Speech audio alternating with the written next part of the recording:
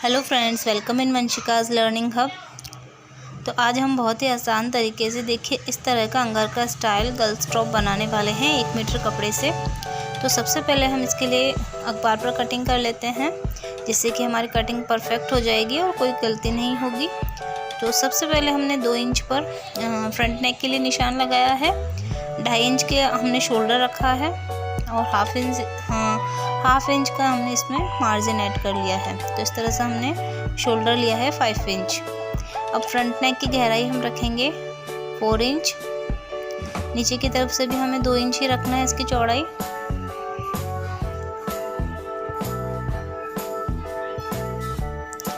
अब इसको हम यहाँ से गोल शेप दे देंगे। अब हमें आर्म होल के लिए 4.5 इंच पर निशान लगाना है और जो भी हमारा चेस्ट का साइज़ है इसे हमें 4 से डिवाइड करना है। तो मैंने यहाँ पर 7 इंच पर निशान लगाया है और 1 इंच इसमें मैंने मार्जिन ऐड कर दिया है। अब हमें 4.5 का हाफ ले लेना है और यहाँ से इसको गोल शेप दे देना है आर्म होल के लिए। अब जो भी हमने चेस्ट साइज़ रखा है उससे हमें 1 इंच कम रखना है। तो हमने यहाँ पर ऊपर 8 इंच पर निशान लगाया चेस्ट के लिए, तो नीचे की तरफ हमने 7 इंच रखा है, 1 इंच कम मार्जिन। इसके बाद हम इसकी कटिंग कर लेंगे। ये देखिए हमने कटिंग कर ली है। अब हमें राइट हैंड साइड से 3 इंच के ऊपर एक निशान लगाना है नीचे की तरफ से। इसके बाद हमें नेकलाइन से पॉइंट उस दूसरे वाले पॉइंट्स को मिला देना है इस तरह से। इसको अच्छी तरह से शेप देने के बाद हम इसकी कटिंग कर लेंगे। ये देखिए हमने इसकी कटिंग कर ली है।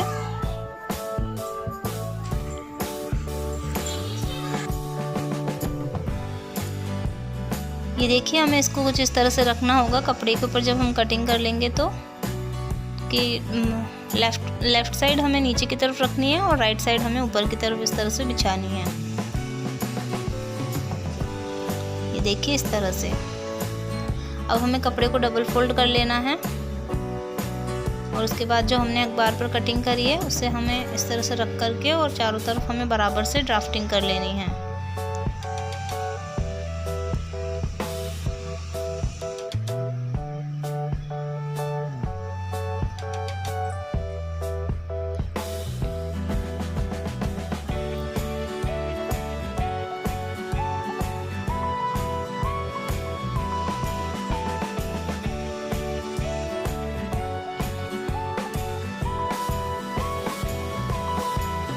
ये देखिए हमने चारों तरफ अच्छी तरह से ड्राफ्टिंग कर ली है और अब हमें इसकी कटिंग कर लेनी है। ये देखिए हमने कटिंग कर ली है। अब हमें कपड़े को कुछ इस तरह से रख लेना है।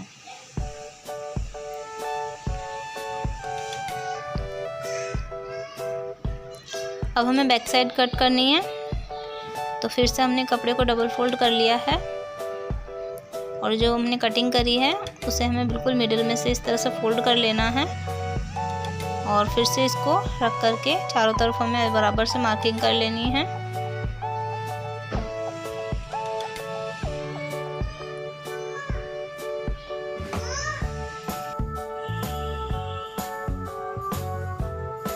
अब हमें यहाँ से पीछे का गला बनाना है, तो इसकी गहराई हमने रखी है 3 इंच।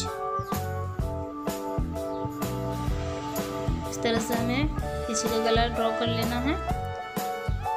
तो हमारी मार्किंग कंप्लीट हो चुकी है। अब हमें इसकी कटिंग कर लेनी है। तो ये देखिए हमने कटिंग कर ली है। अब हमने ये घेरे के लिए कपड़ा निकाला है। तो ये कपड़ा हमने 4 फोल्ड में रख रखा है और इसकी लेंथ हमने रखी है 14.5 और इसकी चौड़ाई हमने रखी है 8.5। इसके बाद हमें स्लीव्स पर फ्रिल्स लगानी है, तो इसके लिए हमें कपड़ा कट करना है। तो कपड़े को हमने तिरछा फोल्ड कर दिया है और 6 इंच पर हमने इस तरह से मार्किंग करी है।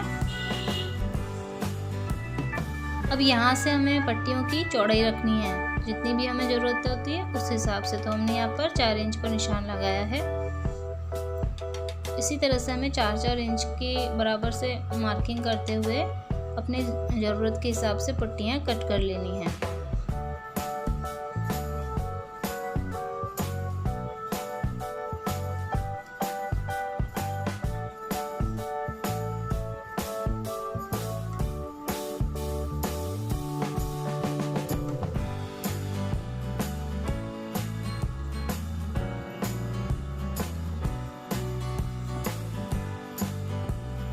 ये देखिए हमने कटिंग कर ली है। इनको हमें यहाँ से सिलाई लगा के जोड़ लेना है।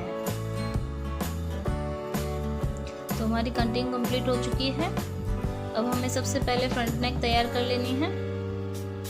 तो ये हमने उरे पट्टी ली है, इसे हमें रॉन्ग साइड में रख करके डबल फोल्ड में और सिलाई लगानी है। देखिए इस तरह से एक सिलाई लगा लेने के बाद में हमें इसको सीधी साइड में वापस फोल्ड कर लेना है और ऊपर की तरफ सिलाई लगा देनी है।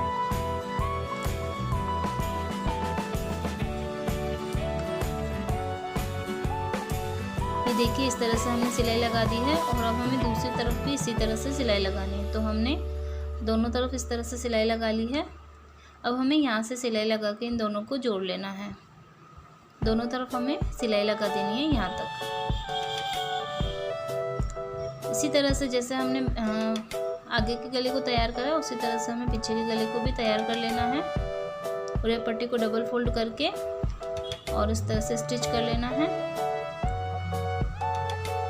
इसके बाद में हमें कपड़े को बाहर की तरफ रॉन्ग साइड में रखना है और अंदर की तरफ सीधी साइड रखनी है और शोल्डर्स अटैच कर लेने हैं। शोल्डर्स अटैच कर लेने के बाद में हमें पूरे पट्टी को दोनों आर्म होल्स पर भी स्टिच करना है, जैसे हमने दोनों गले के ऊपर स्टिच किया था उसी तरह से। तो ये देखिए हमने दोनों आर्म होल्स पर भी पाइपिंग लगा ली है। इसके बाद जो घेरे का कपड़ा है उसे हमें नीचे की तरफ से फोल्ड कर लेना है। तो ये देखिए हमने फोल्ड कर लिया है। उसके बाद में हमने सुई धागे की हेल्प से इस पर सिलाई ले लेनी है।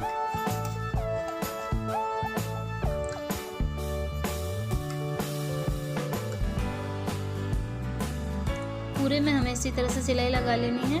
तो ये देखिए हमने सिलाई ले ली है। उसके बाद में हमें इसको इस तरह से खींच करके धागे को और फ्रिल तैयार कर लेनी है। हमारे जो भी कमर का मेज़रमेंट है उस हिसाब से ये देखिए इसके बराबर हमने इसको एडजस्ट कर लिया है फ्रिल को। और उसके बाद में यहाँ पर हमें सिलाई लगा देनी है। तो ये देखिए हमने सिलाई लगा दी है और दोनों को जोड़ लिया है। इसी तरह से हमें बैक पार्ट में भी जोड़ लेना है। यहाँ पर हमें फ्रंट साइड में भी सिलाई लगा लेनी है। अब हमें स्लीव पर लगाने के लिए इस तरह की फ्रिल तैयार कर लेनी है। जो भी हमारा आर्म होल का साइज़ है उस हिसाब से हमें फ्रिल तैयार कर लेनी है। तो ये देखिए इस तरह से इसको रखते हुए हमें पीछे तक सिलाई लगा लेनी है। देखिए हमने इसको सिलाई लगा ली है और इसके ऊपर एक सिलाई लगाने के बाद ऊपर की तरफ भी हमने फिनिशिंग के लिए एक और सिलाई लगा ली है। तो दूसरी तरफ भी हमें फ्रिल को इसी तरह से स्टिच करना है स्लीव पर। दोनों ये काम हो जाने के बाद में हमें साइड की फिटिंग कर लेनी है। तो ये देखिए हमने साइड दोनों तरफ में फिटिंग कर ली है। इसके बाद में अगर आप इलास्टिक लगाना चाहते हो तो लगा सकते हो और अगर नहीं लगाना चाहते हो तो भी कोई दिक्कत नहीं है। इलास्टिक लगा लेने से हमारी कमर में अच्छी सी फिटिंग आ जाती है, टॉप की फिटिंग अच्छी आती है।